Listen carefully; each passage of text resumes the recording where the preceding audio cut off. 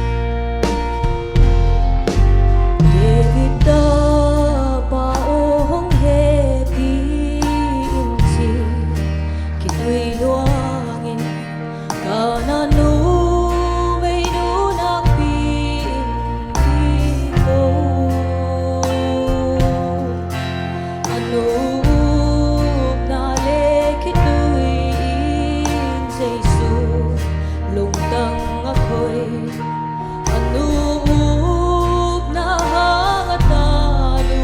alam up na tut huigit le pasyan lungkang ako'y asya sa lungsim madang sa Pasiani kanule palong kitwakin gamle minamadi ito'y ko Pasian tiyang hugen Pasiani Mosesin aminam ading antang intuangin Pasianin zui ding tukham so mapya lam khyal sa iminam ading antang intuangele Pasian he pinani pangong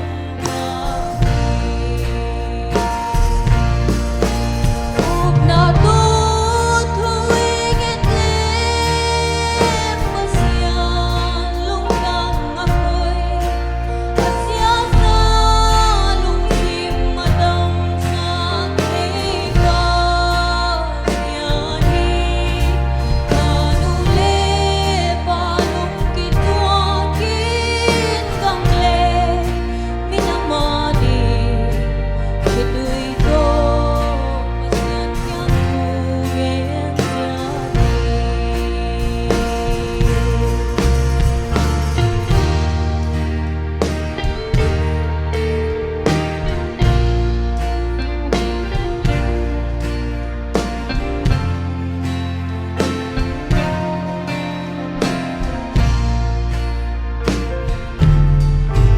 Asya sa Jerusalem atin nihimyain antangin Pasian kya tugenhi Asya sa Jerusalem kulpitian kiginaom Asya sa ikaw madigugeli up na tut huigit le pasyan lungkang ako'y asya sa leitang atam sa Pasiani kanule palong kitwakin gamle minamadi ito'y ko Pasian kyang tugen Pasiani Dong pao kagamle minam swata dang nadingin Dinin na maya kong puluhin Kung pao kong temo na lekyo na humay sakin Yung hebi na ibang hongkang sa ko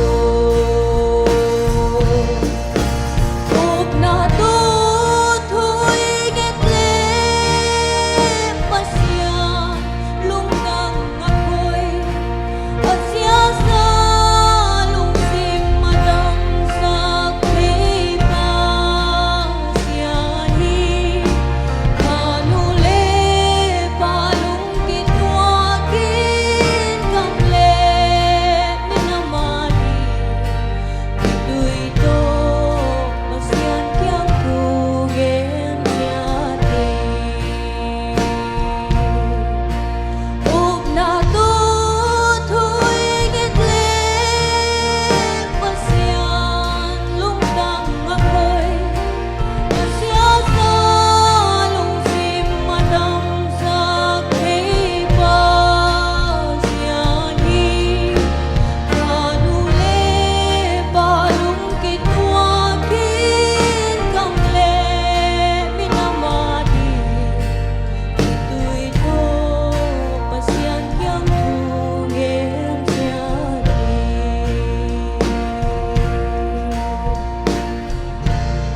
min than nai na he